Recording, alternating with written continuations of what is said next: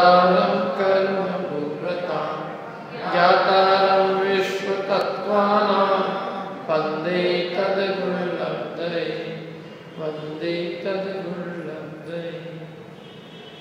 तत्वार्थ सूत्र 11 सूत्र हो गए अपने अब तक। कल अपन ने 6 जो कुलाचल पर्वत है उनके बारे में अपन ने कल पढ़ा था कि ये 7 क्षेत्रों का विभाग करने वाले 6 कुलाचल पर्वत है और इन्हें क्या कहा जाता है? वर्षधर पर्वत। क्योंकि ये वर्षों को माने क्षेत्रों को धारण किए हुए हैं अथवा क्षेत्रों का विभाजन इनके द्वारा हुआ है, इसलिए इनका नाम वर्षधर पर्वत है। कौन कौन से ये? हिमवन, महाहिमवन, निषद, नील, रुक्मी, शिखरी, ये 6 पर्वत है। और 7 क्षेत्र: भरत, हेमवत, हरि, विदेह, रम्यक, हिरण्यवत और ऐरावत। भरत के बाद हिमवन, हिमवन के बाद हेमवत, हेमवत के बाद महाहिमवन, महाहिमवन के बाद हरि, हरि के बाद विदेह, विदेह के बाद निषद, निषद के बाद रम्यक, रम्यक के बाद नील है, दोनों मिला के बोल रहे हैं। नील के बाद हिरण्यवत, हिरण्यवत के बाद रुक्मी, रुक्मी आएगा एक्चुअली, निषद, निषद, नील, रुक्मी, रुक्मी के बाद हिरण्यवत, हिरण्यवत के बाद शिखरी, शिखरी के बाद ऐरावत, है ना। ये सब दूने दूने हैं, माने इनका जो ये जो पूरा डायामीटर होता है ना, डायामीटर की अपेक्षा से देखो तो डायामीटर में बंटवारा होगा ना उतना उतना हिस्से का। तो ये सबसे पहला जितना मिलती है लाइन नीचे की, जितना क्षेत्र, उससे दूना महाहिमवन हिमवन को।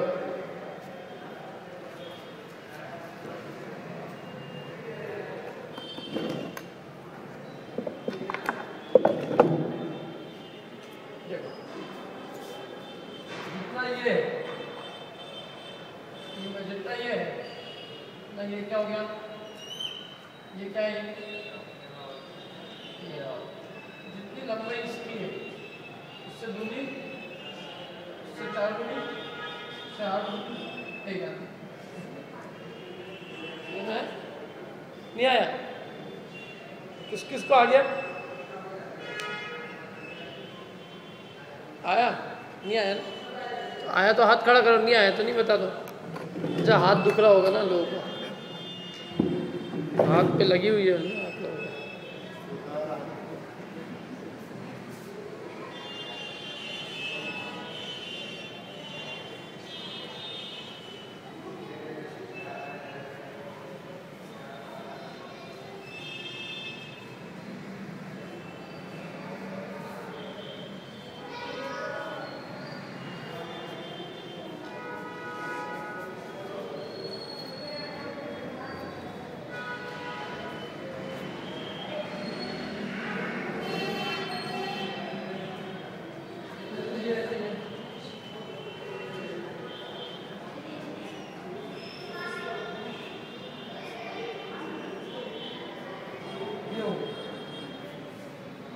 लंबाई है इसकी, इससे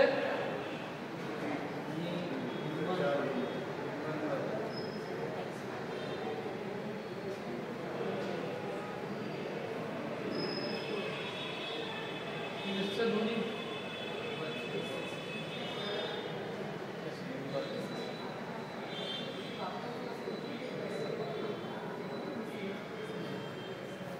समझ में आया ना? ऐसे पूरी हो। तो इसलिए ये यदि मीटर के ना, ये सब x का जोड़ कितना हो जाएगा? x + 2x + 4x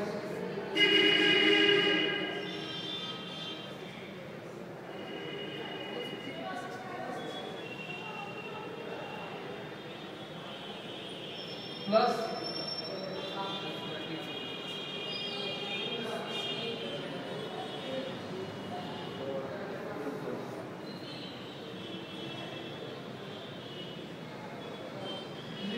है इसका जोड़ यहाँ से यहाँ तक कितना है? 1 लाख दे दो।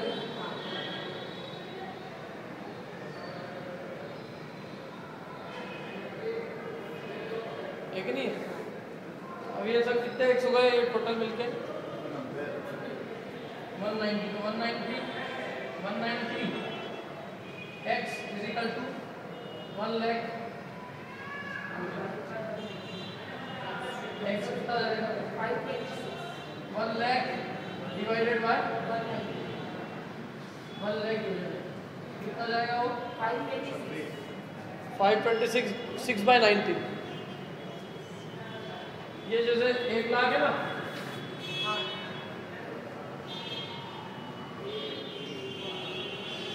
इसको 190 से डिवाइड, ये गया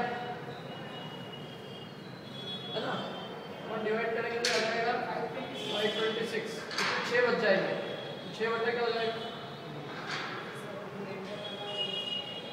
रिमाइंडर 6 बचेगा, 6 माइनस कर दो, 99,994 कर दो। ये 0 से 0 कहीं नहीं क्या? 10,000 है, 10,000 में से 6 घटा दो, 9,994। तो 9,994 का 19 से डिवाइड करोगे तो 526 आएगा। तो 526 पूरा हो गया और 6 बच गया, 6/90 इतना। ये है उसका डबल हिमन, उसका डबल हिमन, उसका डबल, सब डबल डबल।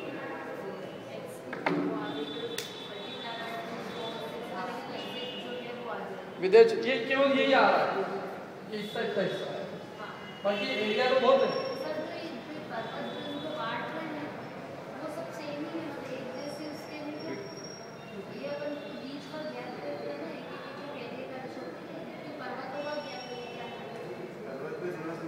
पर्वत भी दूना दूना है ना, ये इतना बड़ा पर्वत है यहाँ से यहाँ तक, ये पर्वत है, ये तो जब ये पर्वत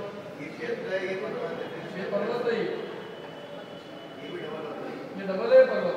ये जितना पूरा बर्फ क्षेत्र है ना, जितनी उसका दूना है, ये इतना चौड़ा पर्वत है लंबाई में। एरिया तो अलग चीज होगी, एरिया निकालना पड़ेगा फॉर्मूलों से। एरिया के निकालने के बहुत अलग सूत्र निकालने पड़ेंगे। जैसे एरिया होता है ना, इसका एरिया निकालने का क्या फॉर्मूला?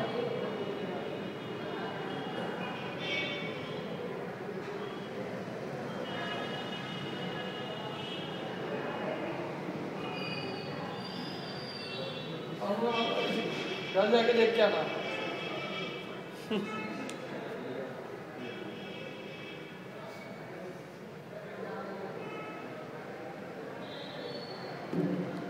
क्या है, अपन सब गणित रटते हैं, अपना गणित जो है ना,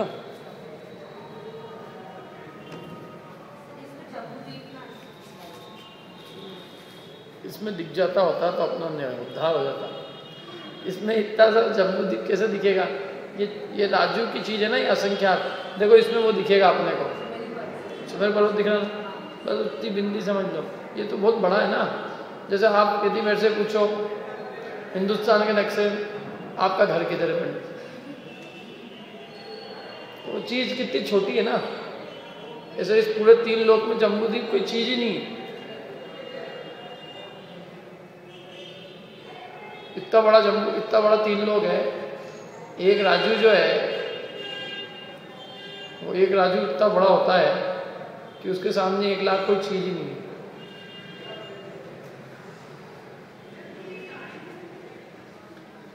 अभी ये दूना दूना द्वीप समुद्र है, कितने द्वीप समुद्र कुल मिला के? असंख्यात। द्वीप समुद्रों की संख्या ही असंख्यात है, और सब दूने दूने वाले हैं, दूने दूने योजन वाले ना, दूने दूने विस्तार वाले। तो 1 लाख से दूना 2 लाख, 2 लाख से दूना 4 लाख। तो जो द्वीप समुद्रों का व्यास होता जाएगा वो कितना होता जाएगा? असंख्यात हो जाएगा। जब असंख्यात द्वीप समुद्र है तो दूने दूने हो रहे हैं, 1-1 लाख के दूने। तो थोड़े योजन जाने पर, थोड़े द्वीप समुद्र जाने पर, संख्यात द्वीप समुद्र जाने पर ही व्यास असंख्यात योजन का हो जाएगा। तो उसमें कहाँ दिखेगा अपना? नंदीश्वर द्वीप अकेले ही 163 करोड़ 84 लाख योजन का है, तो उसमें 1 लाख योजन कहाँ दिखेगा? चीज ही नहीं जम्मू द्वीप।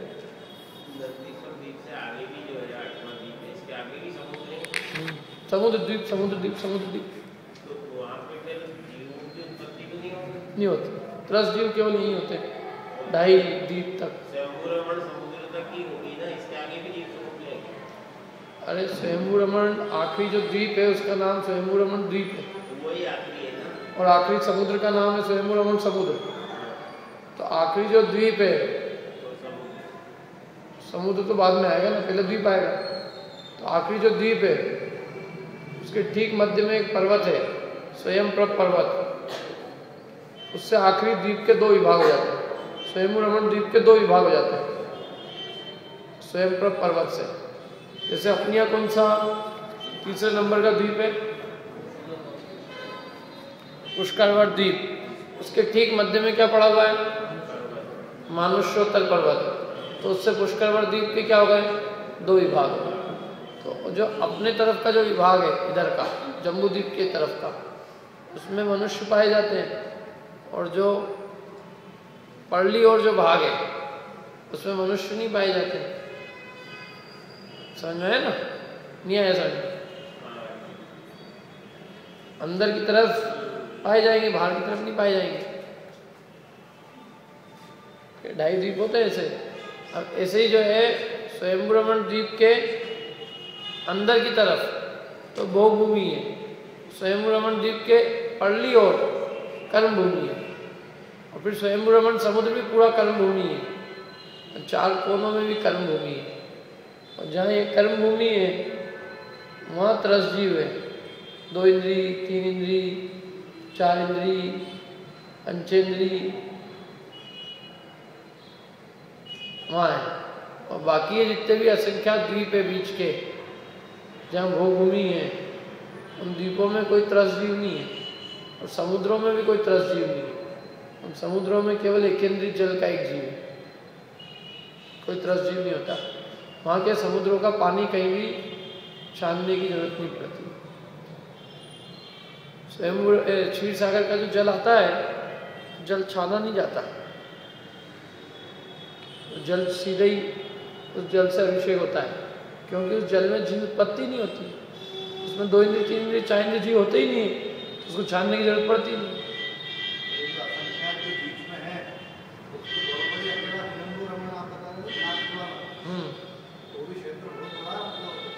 आधा राज्यों का है ना।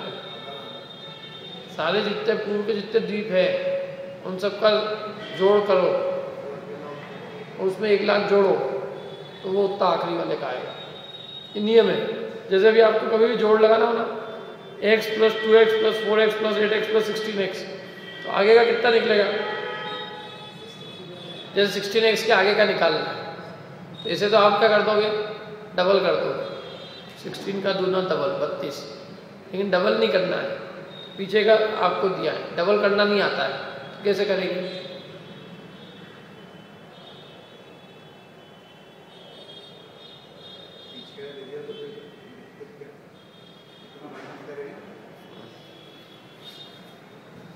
जैसे अपने को समझ लो ये मान लो x, 2x, 4x, और अगला वाला कितना आएगा? 8x। लेकिन अपने को उस तरह से नहीं निकालना, उसका तरीका ये इन सबको जोड़ दो। 4 2 6 और 1 7, 7x हो गया। इसमें एक और जोड़ दो, हमेशा एक जोड़ना पड़ता है। इसलिए हाँ, पीछे के जितने भी द्वीप समुद्र होंगे उन सबके जोड़ लगा दो, सबका, उसमें एक और जोड़ दो तो अगले का निकल जाएगा। तो इसका मतलब पीछे के सारे द्वीप समुद्रों का जोड़ मिला के भी अगले वाले से एक कम है।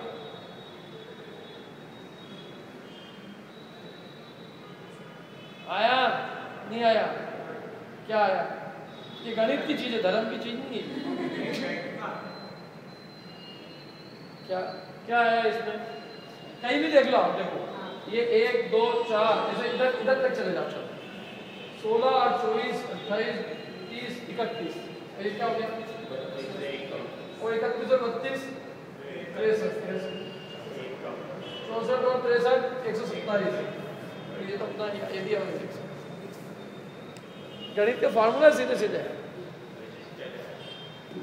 इससे अपन निकाल लेते हैं। इसलिए क्या कि भाई वो अपने को आधा राजू आएगा तो उसके पहले का सब आधा राजू होना चाहिए ना, आधा राजू माइनस 1 लाख कम।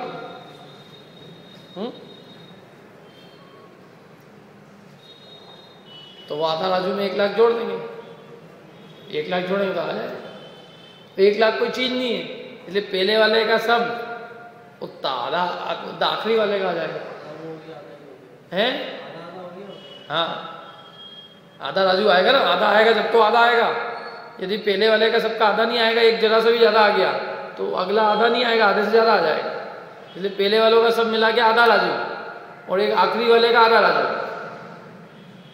यदि आखिरी के 4 द्वीप ले, मैंने आखिरी का स्वयं रमण समुद्र लो, आधा राजू हो, स्वयं रमण द्वीप उसके पहले होगा, तो वो कितना हो जाएगा 1/4। तो आधा और 1/4 0.75 पौन, और फिर उसके पहले वाला 1/8 1/4 + 1/8 कितना हो जाएगा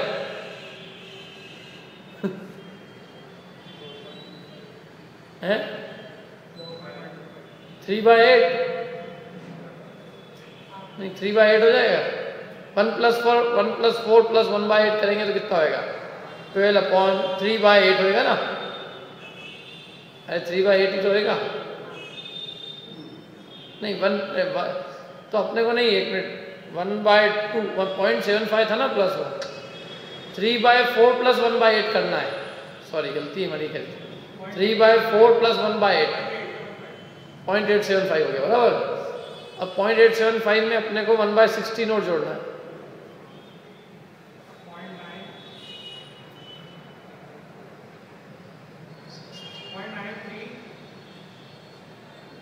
पॉइंट 0.625 हो जाएगा ना, 0.625 और जोड़ दो 0.87 में तो 0.93 बराबर 0.935 हो गया। 0.935 फिर इसमें प्लस 0.3 हो जाएगा, वो आता है तो 0.96 और उसमें 1.5 0.975। तो 0.975 जो है एक में से 0.975 केवल आखिरी के 3 द्वीप और 3 समुद्र में पूरा हो जाएगा। समझ में ही बात कुछ मेरी? मैंने 0.975 तो आखिरी के 3-4 जो समुद्र द्वीप वही घेर रहे हैं, और ये सारे बीच के मिलके 0.025 में, और वो भी 0.025 4-5 की ओर मैं बात करूंगा अभी, तो वो 0.025 भी नहीं बचेगा, वो 0.0015 बच जाएगा। मैंने 1000वें हिस्से में ये सब खत्म है। अब उसमें अपने को जम्बू द्वीप देखना है कितना जम्बू। तो मैं मध्यलोक में नहीं दिखा सकता आपको जम्बू द्वीप, तो आप 3 लोक में पूछोगे कहाँ है ये, तो ये तो अरे तो नरक बहुत बड़े हैं, मध्यलोक बहुत, जम्बू द्वीप बहुत छोटा है नरक के सामने। मनुष्य लोक का क्षेत्र बहुत छोटा है, पूरी दुनिया में सबसे कम क्षेत्र मनुष्य लोक का है, केवल 2.5 द्वीप है। अन्य गतियों का क्षेत्र बहुत ज़्यादा है, इसलिए अन्य गतियों में जीव भी ज़्यादा है और उनमें रहने का काल भी ज़्यादा है, उनमें पाए जाने वाले जीव भी बहुत है। मनुष्य गति तो बहुत कम एरिया है उनका, विचार होकर रहने का ही कितना कम एरिया है।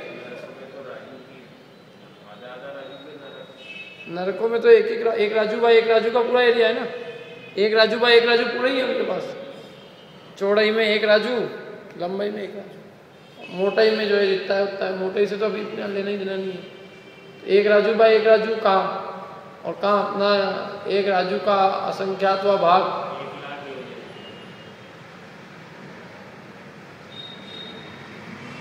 समझ में आई ना कुछ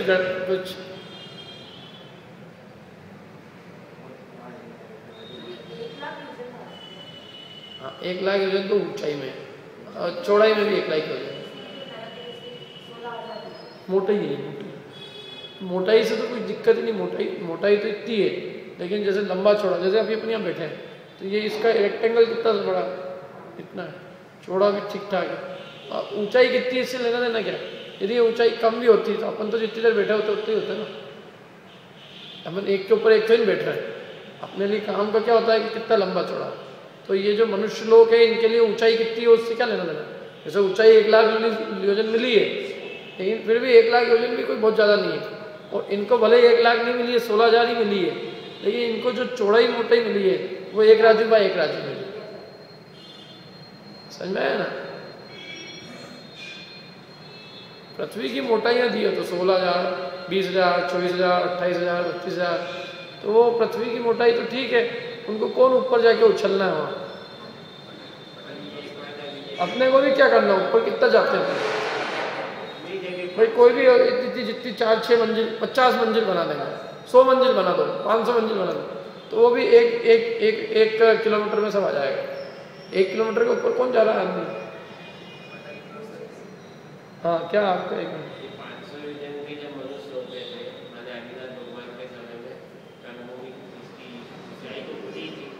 हाँ 500 योजन माने वो व्यवहार योजन रहते थे। 500 धनुष थे, योजन तो ही नहीं, 500 धनुष। हाँ हाँ योजन था।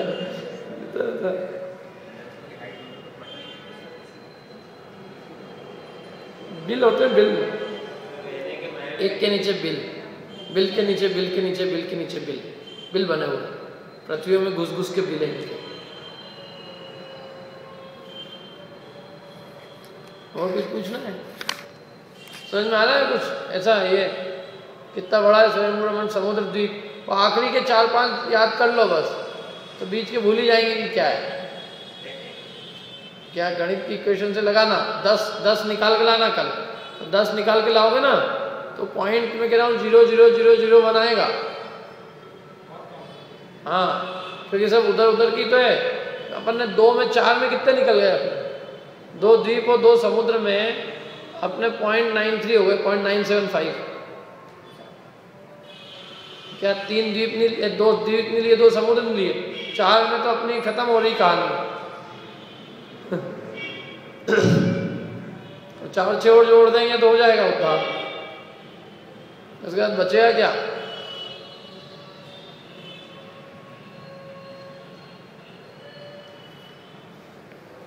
क्या बड़े लोगों के लिए तो अभी थोड़ा सा कठिन हो रहा है। देखो रंग बता देते हैं आपको, थोड़ा कलर तो समझ में आता है ना, रंग क्या क्या है इन पर्वतों के। अब इन पर्वतों का रंग बतलाते हैं। किन पर्वतों का बतला रहे हैं।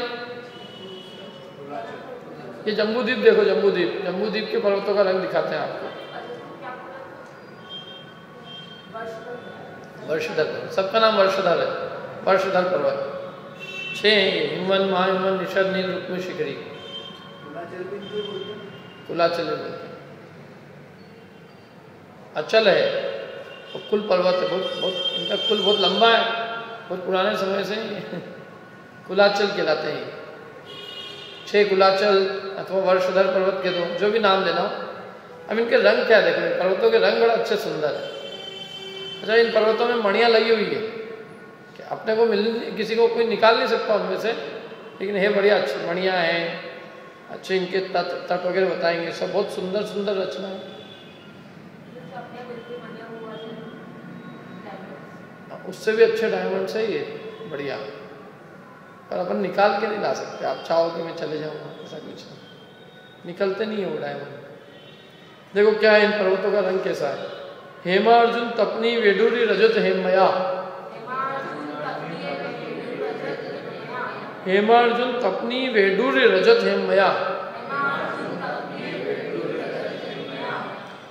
हेम, हेम जो होता है ना, वो हेम सोने को भी कहते हैं ना।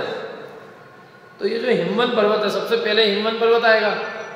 भारत क्षेत्र के बाद कौन सा पर्वत है, हिमवन। तो उसका रंग कैसा है उस पर्वत का, तो वो उसका रंग जो है, हेम माने सिल्क की, चीन देश के सिल्क की तरह पीतवर्ण है। चीन देश का कोई सिल्क आता होगा, चीन देश का सिल्क क्या पता, अपने को तो सोना पता है। देखो सोना जैसा पीला होता है ना, सोने के जैसा पीला वर्ण है इसका। सोने का तब पीला होता है ना वर्ण, सोना तो देखा होगा ना किसी ने, सबने देखा है।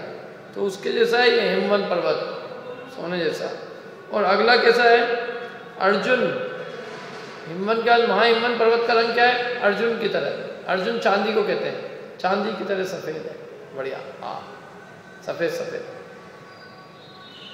फिर उसके बाद में तपनी, ये निषद पर्वत जो है तपनी, तपे हुए सूर्य की तरह, तपाए हुए सूर्य की तरह, सूरज की तरह है। तपा हुआ सूरज था ना, अभी 12 बजे सूरज दिखता, कैसा दिखता? एकदम लाल लाल उष्ण, जैसे तपे हुए सूर्य की तरह, तपाए हुए सोने की तरह है ये। तरुण सूर्य की तरह तपाए हुए सोने के रंग के समान है। और फिर रजत, वैडूर्य, नहीं तपनी हो गया, तपनी का वैडूर्य है। अरे वो लगा लेते हैं ना, ये तो संस्कृत सूत्रों की विशेषता होती है ना। तो पीले नाम बता दिए ना आपको, हिमवन, महाहिमवन, निषद, नील, रुक्मी, शुक्री पर्वत, वर्षधर पर्वतो। हाँ तपनी है ना, तपनी, तप, हाँ तो तरुण सूर्य,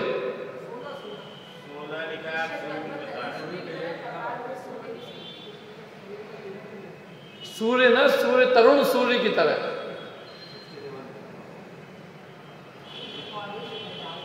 पहले क्या लिखा है? अरे दोनों लिखे, निषद पर्वत तरुण सूर्य की तरह तपाए हुए सोने के समान रंग वाला है। पढ़ा? दोनों बातें। तरुण सूर्य हो, तरुण सूर्य भी ऐसे दिखता है जैसे तपाया हुआ सोना हो। और वैडूर्य, वैडूर्य मतलब नीला नीला, मोर के कंठ समान। मोर का कंठ होता है ना एकदम नीला, ऐसे ये नील पर्वत एकदम मोर के कंठ की तरह नीला है।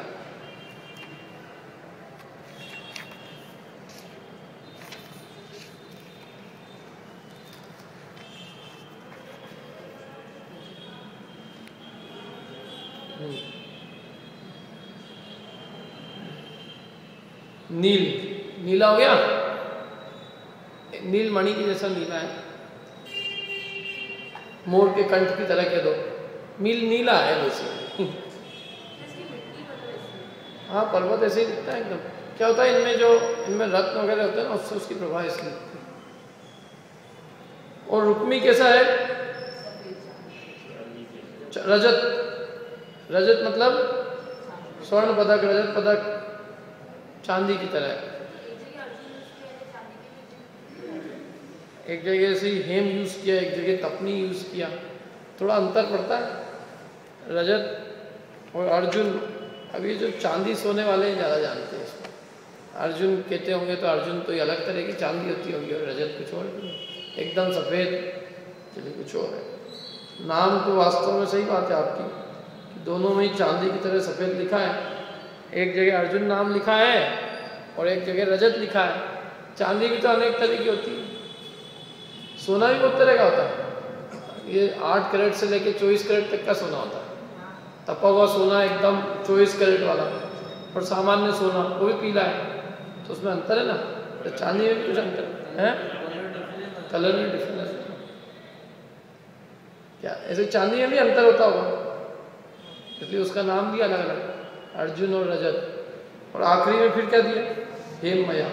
फिर वापस हेम मया दे दिया ना, वही हेम की तरह है। हेम माने वही सोने के वर्ण की तरह, स्वर्ण की तरह पीत वर्ण।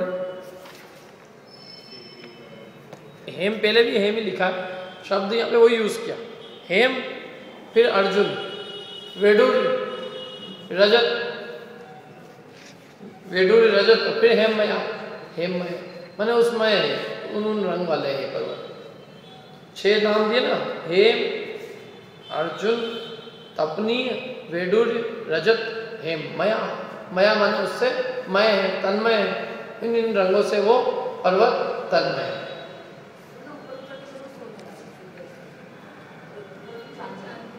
हाँ लेकिन नीला और एक ये पीला, थोड़ा सा बीच में अंतर है, नीला पीला। बाकी तो ठीक है, चांदी सोना वाला।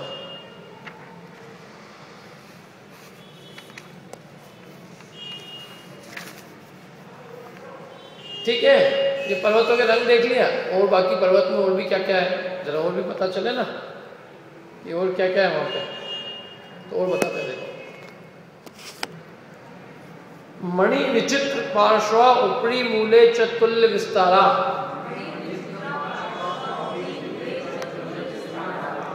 मणि विचित्र पार्श्व उपरी मूले च तुल्य विस्तारा। अब इनके क्या मणियों से जो इनके पार्श्व भाग है, पार्श्व भाग माने इनके पास का जो पखवाड़े हैं, माने इनका जो इनके निकट का स्थान, वो मणियों से बड़ा विचित्र हो रहा है, चित्र विचित्र रंग वाला, मतलब रंग वाला मतलब बड़ा है तो वो पीला जैसे एक मेन तो, लेकिन फिर भी मणियों से बड़ा सुंदर दिखता है। क्या पर्वत, मतलब पर्वतों में अनेक मणियां लगी हुई है, उन मणियों से वो बहुत बहुत सुंदर विचित्र रंगों वाला हासिल होता है। क्या जैसे कपड़ा होता तो एक ही रंग का है, लेकिन फिर भी उसमें अनेक तरह की मणियां लग जाती है ना, तो ऐसे ही वो पर्वत है तो कोई एक रंग वाला हो तो रंग बता दिया मेन उसका रंग वो है, लेकिन उन पर्वतों पे अनेक विचित्र विचित्र तरह की मणियां लगी हुई है। नीलमणि, क्या और भी जो सारी मणियां होती ना, नीलमणि न, और क्या है ये चंद्रकांत मणि, सूर्यकांत मणि, मणियां होती बहुत सारी, स्फटिक मणि, तो ये सब मणियां लगी हुई है उनमें अच्छी अच्छी। उन मणियों से उसका पार्श्व भाग बड़ा विचित्र हो रहा है। विचित्र किसे कहते हैं? पखवाड़ा में पार्श्व, निकट, भाई पार्श्व भाग में निकट का जो भाग है, तो उसकी प्रभा लगती है ना, जैसे ये जो होगा तो उसके निकट में सा एकदम प्रभावान चीज दिखेगी। अभी में अंगूठी पहनेंगे अपन तो उसके निकट की प्रभा भी तो अच्छी दिखेगी ना, उसके पार्श्व भाग में शेडो बनती है, उसकी जो आभा पड़ती है। तो मणि से इनके चित्र विचित्र पार्श्व हो रहा है। विचित्र, देखो विचित्र शब्द, चित्र किसे कहते हैं? चित्र, चित्र का एक नियम है, चित्र कभी भी एक रंग से नहीं बन सकता, चित्र के लिए दो रंग चाहिए। बना सकते हो आप चित्र? अच्छा, इस पे एक रंग से मैंने बनाया अभी चित्र, ऐसे लाल रंग से है, हाँ बैकग्राउंड व्हाइट है ना, दो रंग चाहिए, बिना दो रंग के आप चित्र नहीं बना सकते। बना सकते हैं और दो से अधिक भी हो सकते हैं। तो विचित्र माने जिसमें अनेक प्रकार की शोभा है, चित्र का मतलब ही अनेक प्रकार की, और उसमें भी विचित्र विशेष प्रकार की अनेक प्रकार, तो ऐसे विचित्र प्रकार की शोभा को धारण किए हुए इन मणियों के द्वारा ऐसे ऐसे पर्वत है। और ऊपरी मूले, ऊपर में, और मूल माने मूल में जड़ में, ऊपर से लेके जड़ तक या जड़ से ऊपर तक, च माने बीच में भी, ऊपरी मूले च, ऊपर में और नीचे जड़ में और बीच में। च का मतलब क्या है? मध्य में। ऊपरी दे दिया ऊपर, मूले माने नीचे जड़ में, और बीच के अंदर क्या हो सकता है कि ढोलक जैसा हो जाए, ऊपर और नीचे तो एक सरी का, लेकिन बीच में मोटा, तो कहते नहीं, ऊपर नीचे और बीच में सब जगह तुल्य विस्तारा। तुल्य माने बराबर, विस्तार माने दीवाल जैसे। ये पर्वत क्या है? वास्तव में नाम इनका पर्वत है, ये दीवाल है, इसलिए दीवाल जैसे होने से ये मतलब एक तरह की दीवाल है ये। क्या दीवाल इतनी मोटी है, दोनों तरफ दीवाल है, इतनी मोटी दीवाल है, और क्या जैसे दीवाल है, पहाड़ ऐसे दीवाल जैसे, ऐसे नहीं ये पहाड़ यूं होते ना, यूं यूं चढ़ के जाओ, ऐसे चढ़ के जाने जैसे पहाड़ नहीं, नीचे भी जितने चौड़े हैं ये, ऊपर भी उतने ही चौड़े हैं, मध्य में भी उतने ही चौड़े हैं, सब तीनों में एक जगह विस्तार। ये दीवाल जैसे पहाड़ है। अरे दीवाल, दीवाल पिलर में क्या होता है? पिलर तो क्या दीवाल है, बहुत बड़ी दीवाल, चौड़ी दीवाल, बहुत चौड़ी है और ऊंची भी बहुत है, 100 योजन ऊंची है, फिर 200 योजन ऊंची है, फिर 400 योजन ऊंची, फिर 400, फिर 200, 100, तो 100 योजन तो ऊंची दीवार। और चौड़ाई में कितनी है? 526 सही 6/19 का दूना, 1052 सही 12/19।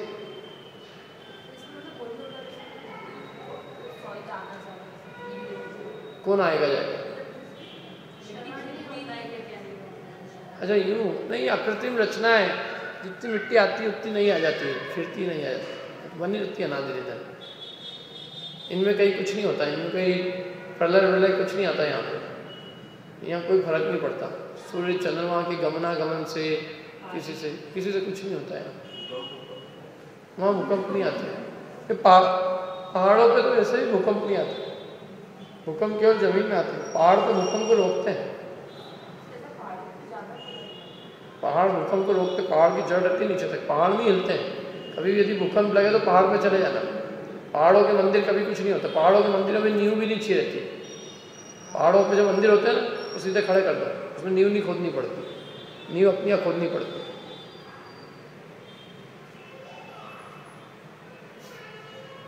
क्या वो तो सीधे ही जमीन से ही खड़ा कर दो, कुछ होना ही नहीं है उसका।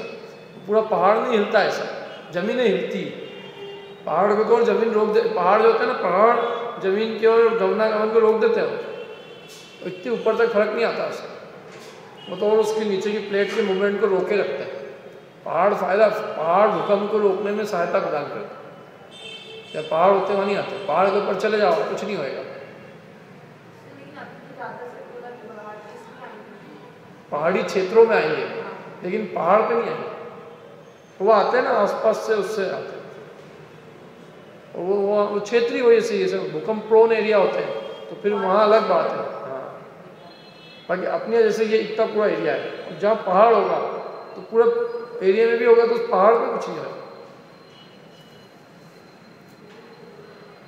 क्या कभी ईडर है ना, ईडर में मंदिर है, तो पहाड़ के ऊपर कोई नींव नहीं है ज़्यादा। मैंने उनसे पूछा, मैंने कहा नींव क्यों नहीं बनाई, उन्होंने पूरा समझाया मेरे को, मैंने ये साइंस।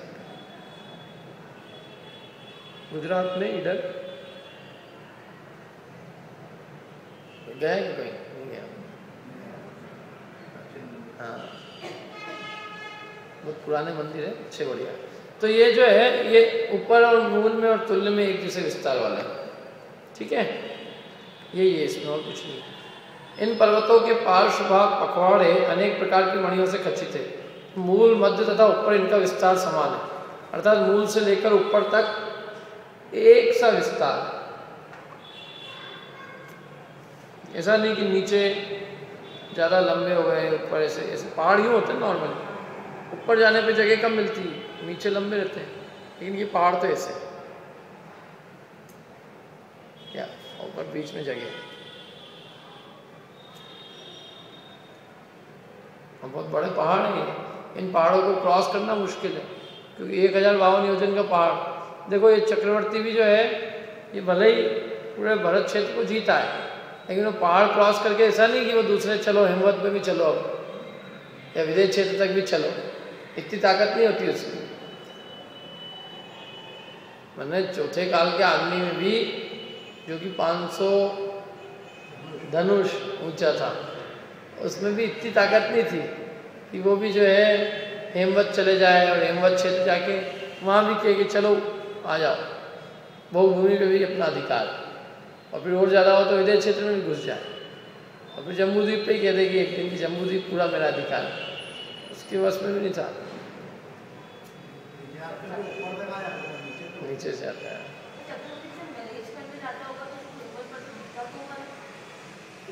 अब वो वहाँ आखिरी टच करके आता है कि नहीं आता है ये तो नहीं पता अपने को, क्योंकि वो तो जरा से इधर उधर भी घूमा है, तो भी राजा बस में हो गए काम खत्म। और वहाँ की ज़मीन का क्या होता है वो सब, इतनी सारी बातें कि वो टच करके देख के आता है कि नहीं आता है कि हिमन आ गया, या और अपन ने हिमन को टच कर लिया।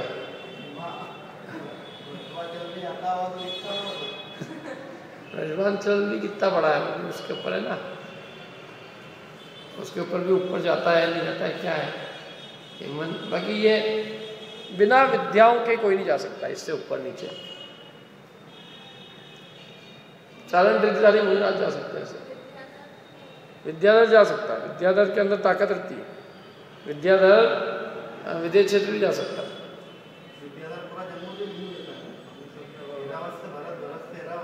दूसरे द्वीप भी चले जाते हैं, धातीखंड द्वीप भी चले जाते हैं विद्याओं के साथ। चारण वृद्धिधारी मुनिराज चले जाते हैं 2.5 द्वीप तक।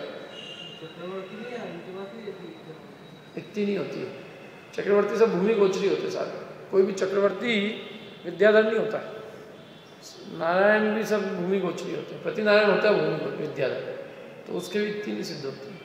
विद्याओं की भी एक सीमा है, नारद चले जाते हैं, जैसे नारद को देव से नारद का पालन पोषण देवों द्वारा होता है। नारद को जो है ना, नारद के पालने वाले देव होते हैं तो उसको पहले से बचपन से उसको बहुत फायदे होते हैं।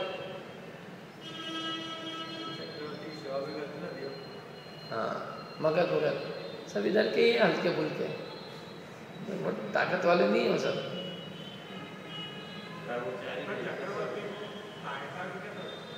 हैं कहीं जाने के लिए इन सबको भेजना है ना विदेश क्षेत्र, बोले वो देव ले जाए कभी, तो देव भी कोई ऐसे, देव भी उसकी सेवा करते हैं, तो कोई सोदर में तो ही सेवा कर रहा है चक्रवर्ती, हल्के देव व्यंतर जाति के। इनमें भी तो व्यंतर जाति के सब देवों में असंख्यात योजन गमन करने की सामर्थ्य नहीं होती, किसी में संख्यात की होती है,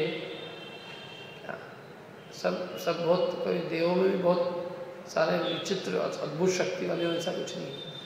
शक्तिदाता शक्तिमान दो चार ही होते हैं, नाम उनका हो जाता है तो सारे देव अच्छे लगने लग जाते हैं। देवों में भी एक सीमा है, बहुसंख्यक देव 10,000 वर्ष की आयु में मर जाते हैं, बहुसंख्यक मैंने देवों का मेजॉरिटी भाग 10,000 वर्ष की आयु के लगभग चले जाता है, खत्म। भवनत्रिक के देव ही ज़्यादा है, देवों में सबसे ज़्यादा देव जो है, वैसे देवों में सबसे ज़्यादा देव ज्योतिषी है, और ज्योतिषियों का संख्या तो भाग व्यंतर है। व्यंतरों की जगह आयु जो 10,000 वर्ष की है, तो मेजॉरिटी देवों की आयु व्यंतरों में 10,000 की होती है, 10,000 या थोड़ी ज़्यादा, बस 10-15 हज़ार में तो ये सब साफ मेजॉरिटी। हाँ, ये पहले नरक में नीचे नीचे कम होते जाते हैं हमेशा, नियम है। ऊपर ऊपर स्वर्गों में ऊपर कम होते जाएंगे देव, और नीचे नीचे नरकों में जाएंगे तो कम होते जाएंगे। क्या एकेंद्रीय से पंचेंद्रीय की तरफ जाएंगे, कम होते जाएंगे जी। अच्छे अच्छे लोग जो है ना, ये टॉप पिरामिड होता है ना, नीचे बहुत होते हैं, ऊपर टॉप में एक ही आदमी रहता है, ये नियम है।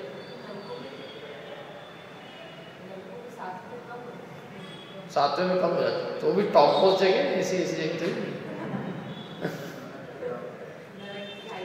सातवां नरक है वो, ऐसे हल्के फुल्के अपने जैसे तो पहुंच ही नहीं सकते वहाँ, कितने ही कर लें। पंचम काल का कोई भी व्यक्ति सातवें नरक में नहीं जा सकता, चाहे वो कितने ही पाप कर ले। हिरोशिमा नागासाकी पे बम डालने वाला व्यक्ति भी सातवें नरक में जा सकता, नहीं जाएगा, सातवें नहीं जाएगा, 5वें तक जा सकता है, 7वें तक नहीं जाएगा। इतना पाप कोई कर ही नहीं सकता अभी काल में।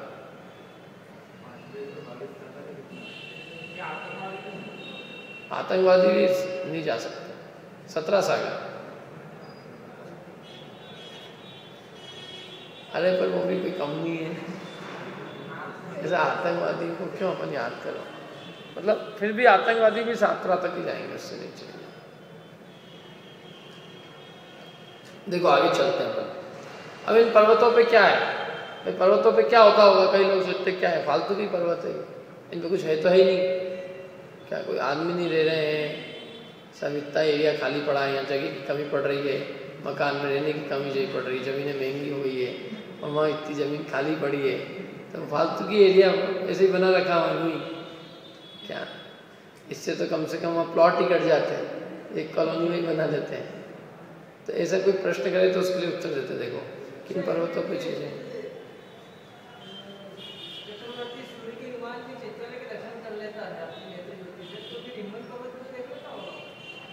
बीच में कुछ आड़े नहीं आना चाहिए, जैसे क्या ऊपर आड़े नहीं आता ना, जब उसके भी जो अयोध्या में जो स्थित 92 मंजिल का महल होता है, उस महल पे वो खड़ा होता है, और खड़े होने के बाद में वो वहाँ ऊपर आता है, जब मतलब वो जब उदित होता है तो बीच में कोई आड़ नहीं आती, और आँख का जो डिस्टेंस है वो उतना बैठ जाता है, तो आड़ नहीं आने से उसको दिखने में कोई दिक्कत नहीं होती। कोई एक दिन संक्रांति का दिन होता है, कोई बीच में कोई बाधा नहीं होती, तो बाधा जैसे अपन भी यहाँ पे समझ लो कोई बड़े बड़े पहाड़ है, तो अपनी मतलब देख लें अपन उनको, चलो पहला उससे देख लें, ऐसी दूरबीन ले आए तो भी, लेकिन नहीं दिखाई देते ना वो, क्योंकि बीच में आड़ बहुत है। कभी कभी क्या होता है, जैसे ये यहाँ तक कि बादल होते हैं, धुंधलापना होता है, तो आपको पास की चीज़ ही नहीं दिखती क्या? बिल्कुल पड़ोस की हो भले, आँख में शक्ति है, लेकिन क्या करें, बीच में आड़ आ गई तो नहीं दिखती, और आड़ चली जाती है तो दिखती। आड़ है ना, हिमवंत पर्वत के ऊपर पहले और भी 10, 12, 20, 25 पहाड़ और आ जाए तो क्या करें, वो ऊपर यूँ देख सकता है, ये कैसे देखेगा? प्रैक्टिकली मुश्किल है ना। और फिर भी देख लेता हो तो कोई अपनी दिक्कत नहीं, दिखा नहीं उसको, देखने तो जरूरी है।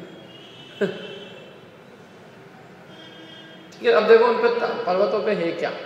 कई लोग प्रश्न पर्वत पे ऐसे ही है क्या फालतू के? फालतू के नहीं है। क्या ऊपर ऊपर?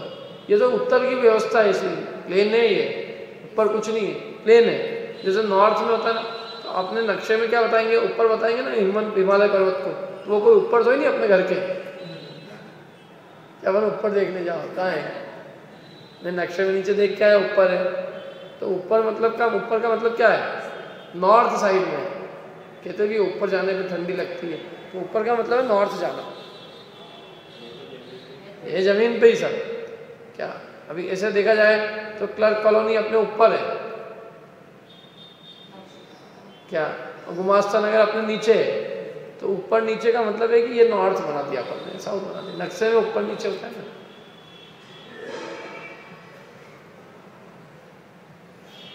इन पर्वतों पर स्थित तालाबों का वर्णन करते हैं। पद्म, महापद्म, तिगिंच, केशरी, महापुंडरिक, पुंडरिका, रदास तेषाम उपरी।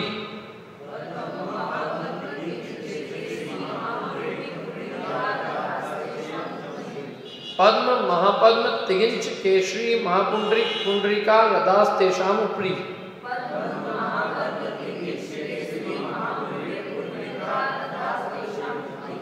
अभी इन तालाबों के नाम, इन हर एक पर्वत पे एक तालाब है, और जैसे पर्वतों का रंग क्रम से दिया ना कि इस पर्वत का ये क्रम से ये रंग है, अब ऐसे क्रम से ये तालाब लगा लो। क्रम से कैसे लगाएंगे कि सबसे पहला पर्वत का नाम क्या था? हिमवंत, तो हिमवंत के तालाब का नाम क्या है? पद्म। और दूसरा पर्वत, उसके तालाब का नाम महापद्म। तीसरा निशद, उसके तालाब का नाम, फिर नील, केसरी, रुक्मी, महापुंडरी, शिखरी के तालाब का नाम पुंडरी, रदा, रदा माने तालाब, तेषाम माने उनके, ऊपरी माने ऊपर। इन पर्वतों के ऊपर ये 6 तालाब है, बड़े बड़े तालाब है, और इन तालाबों से सतत नदी बहती है। इन तालाबों में निरंतर पानी आता रहता है, इन तालाबों में निरंतर पानी पैदा होता जाता है। तालाब पहाड़ के अंदर तालाब है, पहाड़ का ऊपर है ना, दीवाल के बाद तो बहुत सारी जगह है, जैसे दीवाल के 2 है, बीच में क्या है? अरे बीच में मतलब पूरा दीवार जैसा, जैसे समझ लो ये ऊपर की अपनी मंजिल है कि नहीं ऊपर, तो उधर दीवार हो गई, इधर दीवार हो गई, और ये तो खैर पोल है यहाँ तो, लेकिन ऐसे पहाड़ ऐसा पूरा बना होगा तो ऊपर पोल तो ही नहीं है, तो बहुत बड़ा है, उसमें बीचों बीच में तालाब। पहाड़ों पे तालाब नहीं देखे आपने? अरे पहाड़ों पे तालाब देखेंगे? नहीं, बीच बीच में तालाब, बीच बीच में पोले हैं, उन पोलों में तालाब है। नहीं, पूरा पैक नहीं है ऐसा, बीच में तालाब है, वो तालाब जितनी जगह में बिल्कुल तालाब से पानी निकलता है अच्छे से, तालाब हो गया ना। और वो तालाब अनादि निधन तालाब है, मतलब निरंतर वहाँ से पानी निकलते ही रहता है। वो नदी बहती ना उनसे, गंगा सिंधु बनती ना उनसे, वो जाके अपनी आता है वो दोनों। वो जो जैसे पद्म तालाब है तो उससे 3 नदी बहती है, एक गंगा, एक सिंधु और एक रोहित। तो गंगा सिंधु अपने भरत क्षेत्र में आती है, और रोहित जो है वो हेमवत क्षेत्र में जाती है। ये नदी बता, दिखा ना चित्र, देखो सब चित्र नहीं देखा ढंग से है? अरे मेरे से पूछना क्या पूछना?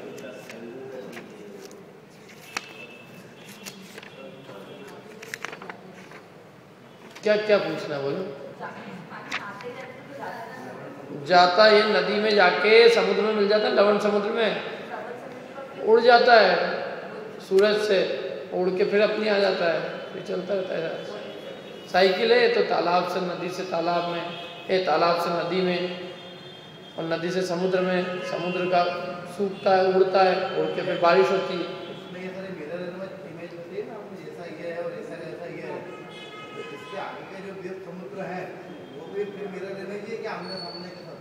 सब आमने सब मिरर इमेज, सब वैसा का वैसे, बिल्कुल वैसे का वैसे। हाँ, सब गोल गोल में सब मिरर इमेज है। सारे गोल गोल जितने भी है सारे गोल ही है। चौकोर भी होते तो भी मिरर हो जाते हैं। चौकोर में मिरर है ना, 4 कोनों में मिरर है, आखिरी में सब मतलब मिरर ही है। ऊपरी तूले आगे आएगा उत्तरा दक्षिण तुल्य, एक सूत्र में बोल देंगे जो बात अपन ने समझाई। सूत्र है आगे, सूत्र है वो सूत्र होता है, कौन सा सूत्र है? उत्तरा दक्षिण तुल्य ऐसे सूत्र आगे 26 नंबर का है ना।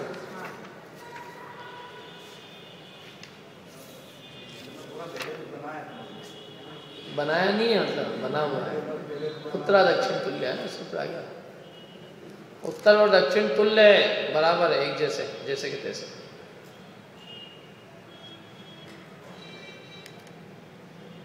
बहुत बड़े बड़े हैं वैसे ये सब। ये तालाब नाम है इनका। अभी कितना बड़ा तालाब देखो आप, तालाबा क्या है? तो तालाब भी कहना इसको, इसका मजाक नहीं अच्छा रहेगा। ये अपनी यहाँ की नदियों को नदी कह देना उनका बहुत बड़ा सम्मान है। ये सब नाले हैं ये, और ये जो समुद्र है बहुत बड़ा महानाला है ये क्या। और ये खान वान को तो अपन क्या बोलना चाहिए इसको? नहीं, कुछ नहीं है ये। वही तो मैं कह रहा हूँ कि यहाँ के समुद्र, उसकी एक बूंद भी नहीं है उस तालाब की। हाँ, बहुत बड़े हैं वो विस्तार। जब तो गंगा सिंधु इतनी बड़ी नदी निकलती है, और जब तो लवण समुद्र बनता है 2 लाख योजन का, 2 लाख योजन का लवण समुद्र है। उसमें पानी आने को चाहिए कि नहीं? हाँ है, बस तालाब में फिर बीच बीच में से आ जाता है। क्या होता है, जैसे आप अमरकंटक जाओ, अमरकंटक में जो नदी निकलती जहाँ से, जरा से निकलती, बीच बीच में स्ट्रीम्स मिलती जाती है और पानी की आगे जाके बहुत बड़ा विस्तार रूप धारण कर लेती। जहाँ से निकलती है थोड़ी रहता है, लेकिन यहाँ तो खैर खूब निकलती है, निकलते हुए भी अच्छी रहती है। मतलब क्योंकि जब इतनी बड़ी बनेगी आगे, तो पहले भी तो बड़ी रहेगी ना थोड़ी तो। अब देखो इनका वर्णन दिया है सब, कितनी बड़ी है ये, लंबी चौड़ी। 1000 योजन लंबी है और 500 योजन चौड़ी। अब 1000 योजन किसको कहते हैं?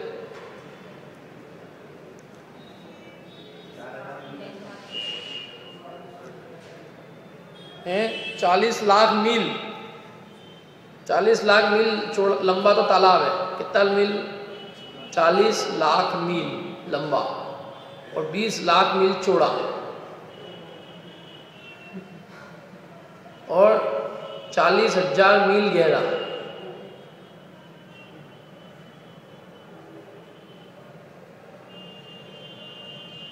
इतना बड़ा तालाब है ये। और जब तो उन तालाबों के अंदर बीच में कमल है, उन कमलों पे महल बने हुए अच्छे बड़े बड़े, पृथ्वी का एक, तो कमल कितने बड़े बड़े होंगे। फिर देवियाँ हैं और अनेक महल बने हुए हैं, और देवियाँ तो इतनी बड़ी। गंगा सिंधु भी कोई छोटी छोटी नदी तो ही नहीं है। गंगा सिंधु नदी बहुत बड़ी बड़ी नदी है। इनका विस्तार 60 योजन का है, 60 योजन चौड़ी। 60 योजन माने 1 योजन 4000 मील। 60 योजन कितने हुए?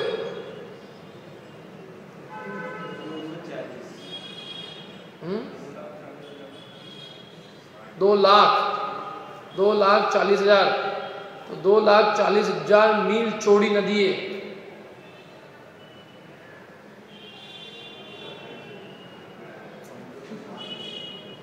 समुद्र वमुद्र कुछ नहीं आज के, ये 4-5 हजार मील ही है ये। और कहाँ 2.5 लाख मील के रहे भाई, 2.5 लाख और 5,000। ये सब नाले भी नहीं है ये, इनको नाले भी कहना है, इनका बहुत सम्मान बढ़ाना है। ये क्या, ये चुल्लू भर पानी में डूब मरने जैसे है ये सब। चुल्लू भर पानी है ये सब। ऐसे छोटे छोटे तालाब बन जाते हैं ये सब, बाकी ये पानी आने से। बाकी ये कुछ भी आकृति, मतलब जो विशाल रचना अपन पढ़ रहे हैं उन सबके सामने कच्छू भी नहीं। चीज ही नहीं।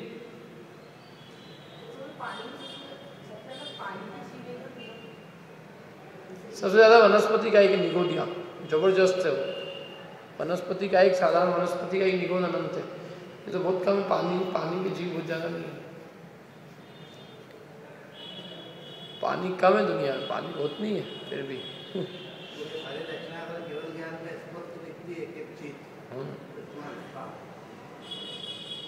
और देवलोग भी देख सकते हैं थोड़ा। अपने तो कुछ भी नहीं पता है। अपन तो बस एक कूप मंडूक जैसे अपने 4 जनों के बीच में लेके अपन मानता ये दुनिया पूरी हो गई। अपने लिए है क्या, वो इसी में मगन हो रहे हैं। बाकी पूरा विश्व का विचार करो, अपन कहाँ से आए, क्या अपन कहाँ जाएंगे, क्या है, और कितने असंख्यात द्वीप समुद्र है, असंख्यात देवों की रचनाएं हैं, नरकों के हैं। जरा से लेकिन बैठे हैं मन सब सत्यार्थ रचना है ये सब। जैसा भगवान के ज्ञान को झलक रहा है बताइए। इसमें 1% भी कोई संदेह के लिए स्थान नहीं कि नहीं अपन को दिख नहीं रही इसलिए हो सकता है ही नहीं। दिख तो ऐसी कितनी चीजें नहीं रही अपने। हाँ, युगांडा देखा किसी ने? तंजानिया, हाँ, घूमने का विचार है क्या? वो तो खैर फिर भी घूमा आप, लेकिन कोई ने घुमा भी हो, लेकिन वो है नहीं, ये तो नहीं कह सकते ना। कई लोग कहते हैं कि इन पहाड़ियों में कुछ वो भी है, चीते वीते भी, तेंदुए। तो अब अपन ने तो नहीं देखे, मैंने तो आज तक कोई तेंदुआ नहीं देखा क्या। बल्कि एक दिन उधर से जा रहे थे तो एक सड़क पे कोई जो है वो कुत्ता बैठा हुआ, तो उसकी आंखें दिखी। बाइक से उनके रास्ते तेंदुआ हो गया। तो कोई तेंदुए वेंदुए कहाँ है? अपने तो कोई देखने में नहीं आए तेंदुए।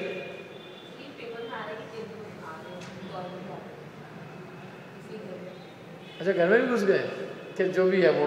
तो मेरे कहने का मतलब है कि अखबार में आ रहा है तो कोई गलत तो आ नहीं रहा है ना। तेंदुए ही रहे होंगे, घुस ही रहे होंगे क्या।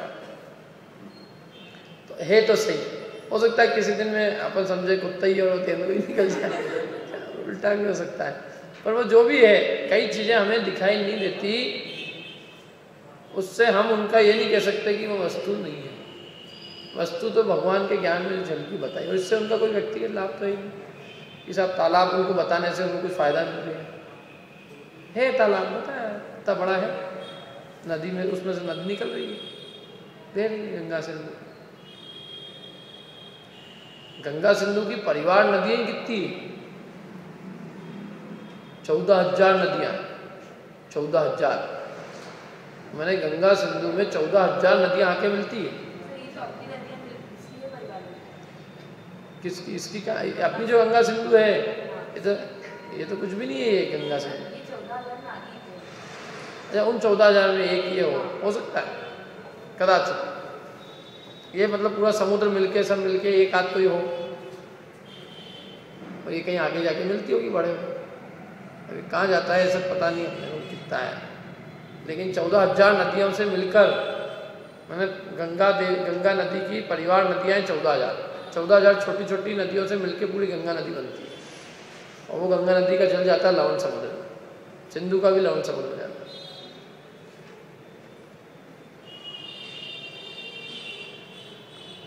ऐसा है। अभी कहाँ है सब? अभी तो गंगा सिंधु से बड़ी बड़ी कई नदियाँ हैं मालूम आपको। गंगा सिंधु तो कोई चीज़ ही नहीं है। ये ब्रह्मपुत्र, अमेगन, नाइल, ये सब बड़ी बड़ी नदियाँ हैं। ये नदियाँ ही देख लो तो आपको ऐसा लगे समुद्र। अरे वो कितने तालाब है, बड़े बड़े तालाब हैं, क्या तालाब ही महासमुद्र जैसे लगते हैं। अपने यहाँ तो कोई चीज़ ही कहाँ है। अपने तो गंगा नदी को भी लोगों ने वो कर दिया है, नाला बना दिया उसको। छोटी सी हो गई वो, छोटी सी, कई जगह तो बहुत छोटी बहती है वो एकदम, उस पर अतिक्रमण वगैरह करके लोग क्या। और एक दो और होगी जो भी है। कहने का तात्पर्य है कि यदि अपने ये जो जितनी दुनिया दिख रही है यही मतलब ये गंगा सिंधु होती तो फिर इनसे बड़ी कोई नदी हो ही नहीं सकती थी, क्योंकि सबसे बढ़िया नदियाँ होती गंगा सिंधु। ये जो दो नदी हैं जो भरत क्षेत्र में बह रही है सबसे बड़ी है, इनसे बड़ी कोई नदी नहीं। वो जो बाकी जितनी भी नदियाँ हैं वो इनमें आके मिलती हैं। और यहाँ तो अपन यूँ ही स्पष्ट देख रहे हैं कि इनसे बड़ी बड़ी नदियाँ खूब है, लंबाई में भी, चौड़ाई में भी, बहने की अपेक्षा भी, पानी की तरफ से भी, सबकी अपेक्षा से। तो ये गंगा सिंधु कहाँ से? इनके नाम है केवल। और ये तो क्या गंगा की थोड़ी सी पूज्यता, ये गंगा के अंदर इतना नाम भी इसलिए आया है, गंगा के पानी में एक विशेषता है, गंगा के पानी में कीड़े नहीं पड़ते। गंगा का पानी सीधे वो बर्फ़ से आता है ना, तो बर्फ़ का पानी वो बिल्कुल प्योर होता है, वो उधर उठता है, तो वो बर्फ़ के पानी में एकदम कीड़े नहीं पड़ते। गंगा का पानी इसलिए कहा जाता है कितने दिनों तक रखो तो कीड़े नहीं पड़ेंगे, और बाकी के पानी में कीड़े पड़ जाते हैं, ऐसा सुना है मैंने भी, ज़्यादा नहीं पढ़ा है मैंने। और सिंधु नदी में तो फिर भी कोई विशेषता ऐसी है नहीं, और सिंधु तो है ही कहाँ, सिंधु नदी है एक जगह, एक पंजाब जहाँ ही बहती है, क्या भारत और पाकिस्तान की बॉर्डर पे बहती ना, ये सिंध देश के वहाँ, ये सब इधर, हाँ ये जब भारत इधर है ना, ये मोहनजोदड़ो हड़प्पा, ये उधर की साइड जो सिंध देश है, सिंधी लोग जहाँ से आए, तो वो सिंध नदी होगी वहाँ पे कोई, वहाँ पहले ये सब, तो ये सब नाम दिए, बाकी वो नदियाँ नहीं है क्या। तो ये एक एक के ऊपर ये तालाब है, पद्म, महापद्म, तिगिंच, केसरी, महापुंडरीक, पुंडरीका, ये रद है, तालाब है इनके ऊपर, देखो लिखा है।